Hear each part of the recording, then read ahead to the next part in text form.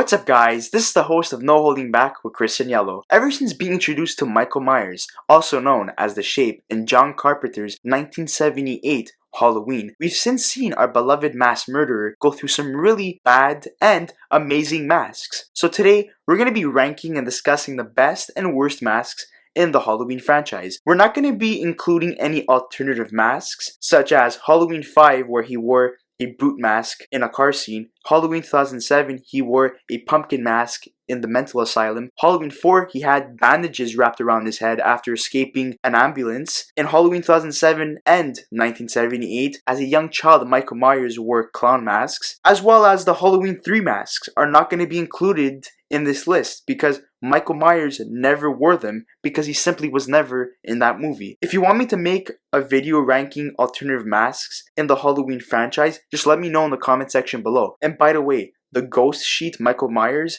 in 1978's Halloween is not considered a mask because he had his original mask underneath the bed sheets.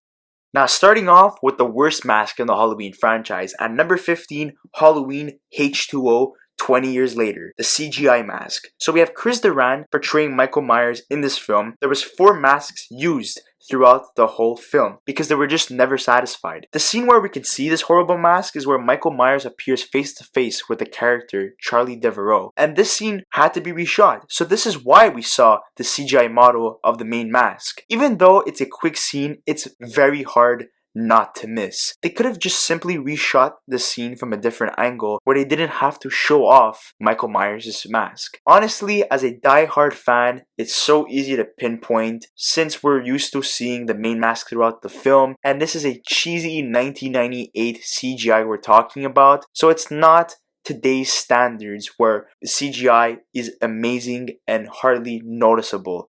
At number 14, we have Halloween 4, The Return of Micheal Myers, the pink mask, worn by George P. Wilbur. In this scene, we see Micheal Myers throwing Dr. Loomis through a door at the elementary school. You can clearly see Micheal Myers' hair is blonde and he has pink skin for some reason. The reason why this happened is because a worker on the set ran to the prop truck at 4 a.m. He brought the wrong mask and the crew was simply just exhausted. They decided to film the scene regardless with the pink mask. The director Dwight H. Little stated that if they would have had more time and money, they would have simply reshot the scene. This ranks higher than the CGI mask because it's simply an actual mask. When making a movie, you have to be devoted. You can't be lazy or tired. By using the wrong mask and having a different color to it, how can we not miss this scene? We can clearly point out, just like the CGI mask, that this is not the right mask used. At number 13, we have Halloween H2O 20 years later, the K&B mask worn by Chris Duran. Director Steve Miner intended this to be the original mask in this film, but was later on ditched for the Stan Winston model, which I'm going to be talking about later on this list. Honestly, it was the right call because this mask is god-awful. Here we have a chubby faced Micheal Myers with painted eyebrows and huge ass nostrils. You can still see this mask in many of the long shots, but most of the scenes involving this mask were reshot with the Stan Winston model. If you want to check out this mask, make sure to check out the teaser trailer to see it.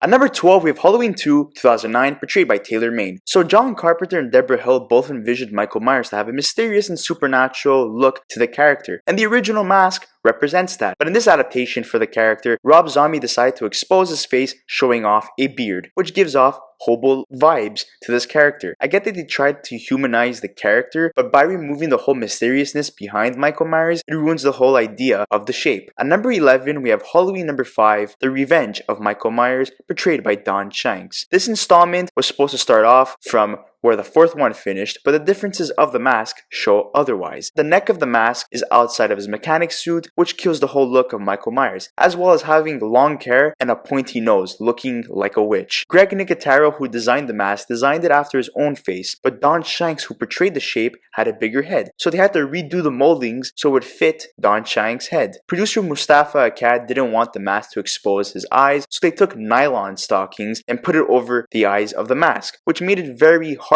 to see through the mask. Danielle Harris, who portrayed Jamie Lloyd, thought the mask looked very beat up. She assumed that was okay because Micheal Myers goes through a lot in the previous films, so it went from a pasty white look to a blue-gray tone mask. Micheal Myers gets shot 3 times, falls off a balcony, shot in the eyes, set on fire, and gets run over by a truck. How do you go from a pasty white mask to a blue and gray tone mask with a pointy nose and longer hair? It just makes no sense at all. At number 10, Halloween H2O 20 years later, the Stan Winston mask I mentioned before, worn by Chris Duran. This is another of the 4 masks used in the film, but it's the main mask that's shown through the majority of the film. It has extra wide eye holes, which is done to create more eye contact and tension between the characters of Laurie Strode and Micheal Myers. They tighten the face, his hair is way up in the air, and he kind of looks like a mannequin. This replaced the K&B mask since it was deemed as the far superior mask, and it resembled the classic mask from Halloween 1978. At number 9, we have Halloween 4, The Return of Micheal Myers, portrayed by George P. Wilbur and Tom Morga, which he went uncredited after getting fired for not properly portraying Micheal Myers. So Ken Horn, the makeup technician on this film, decided that he had to recreate the original Halloween mask after the mask from Halloween 1 and 2 was completely worn out, so he had to start from scratch. So what he did is that he contacted Don Studios and ordered 6 Micheal Myers masks. So once he got the box filled with 6 masks on set, he realized that they just recreated the pink skin and blonde haired model modeled after William Shatner instead of the white skin and brown haired mask of Micheal Myers. Ken Horn just decided to repaint the mask white and streak tipped the blonde hair into brown. The paint made the mask more bumpy and lacked the original texture because it wasn't designed the same way. Morga, who originally portrayed Micheal Myers on this film, filmed the gas station scene, the drugstore scene, and the fire extinguisher scene, as well as the shotgun scene. The rest was all George P. Wilbur. To be honest, the mask is really cartoonish because it's too white and has thick eyebrows and a weird looking eye holes. Practically no lips, the hair was too perfect, looking like a mafia slicked haired look, and looked too friendly, as if I wanted to hug Micheal Myers in this movie. It lost all texture, it was way too round, and it bended and wrinkled so easily throughout the whole film. At number 8, we have Halloween Resurrection, portrayed by Brad Laurie. This mask tries capturing the key features of the original mask, but went way too try hard. It looks like he's wearing eyeliner, drawn eyebrows, and tinted cheeks, as well as the eye holes are way too large and he has shaded lips for some reason. They had the right goal in mind, but failed to capture the beauty and mysteriousness of the original mask. At number 7, we have Halloween H2O 20 years later, the BUECHLER mask worn by Chris Duran. This is the best looking mask that they used on set and the mask that they should have kept for the rest of the film. We saw it in one scene where Michael kills Nurse Marion. It was a recast of the Halloween 6, The Curse of Micheal Myers mask. The movie would have felt more complete if they had chosen to stick with this mask. The movie was good, but the masks were too whack.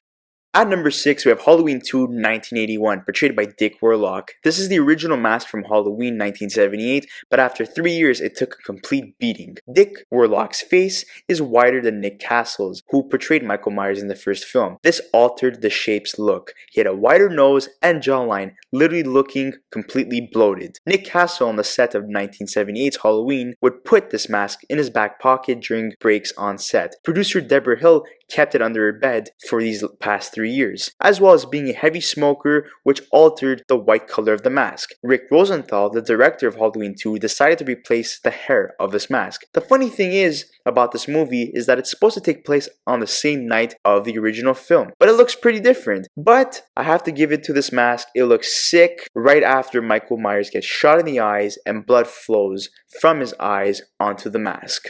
At number 5, we have Halloween, The Curse of Micheal Myers. They brought back George P. Wilbur from part 4 and added Michael Lerfor for reshoots. This mask is very faithful to the original, but the mask looks huge with long hair and the forehead bulges at times and seems a bit gray. It gives off a very lumpy look. Unfortunately, it's a fantastic looking mask in a very bad film plagued with cult and incest. It has a great definition. The eye holes of the character make the character appear more mysterious. At number 4, we have Halloween 2007, portrayed by Taylor Maine. This is a gritty looking mask. It's aged, it's dirty, it's damaged. This version intensifies the movie and every scene that the character is in. It fits this version of Micheal Myers perfectly. It appeared on Micheal Myers' head as a young child at the start of the film where he killed his sister. That mask in that scene was clean and very close to the original one. It looks funny on his head as he's a young child, and this mask is way too big for him. Rob Zombie wanted to make the mask look as close to the original, but he added scars to this mask that could reference the hardship of Myers' life, detaching himself from being a human and having no sense of remorse. At number 3, we have Halloween Kills, portrayed by James Judd Courtney and Nick Castle. So we see this mask in the trailer for Halloween Kills. This mask is half burnt after the aftermath of the ending of Halloween 2018. Michael was left trapped in Laurie Strode's basement as her house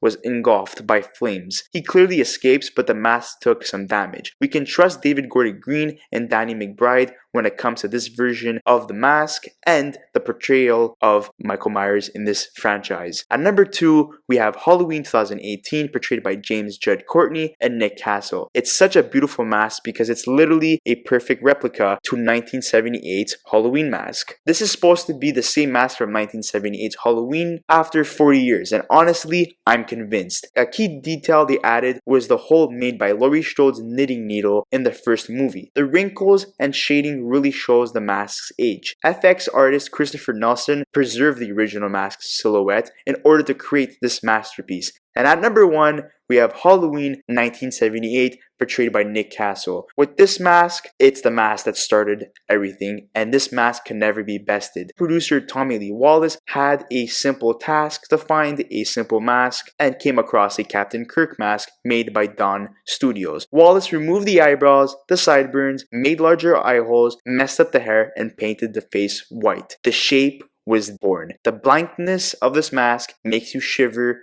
with just a simple stare. And that's it, guys. That's the list. I hope you guys agree, and if you guys have any disagreements or anything to say, just make sure to add that in the comment section below. And I just wanted to ask you guys, what's your favorite mask and what's your worst mask in this franchise? But thank you so much, guys, for checking out this video. Don't forget to check out past videos and anything related to the horror franchise. Thank you so much, guys. Until the next one.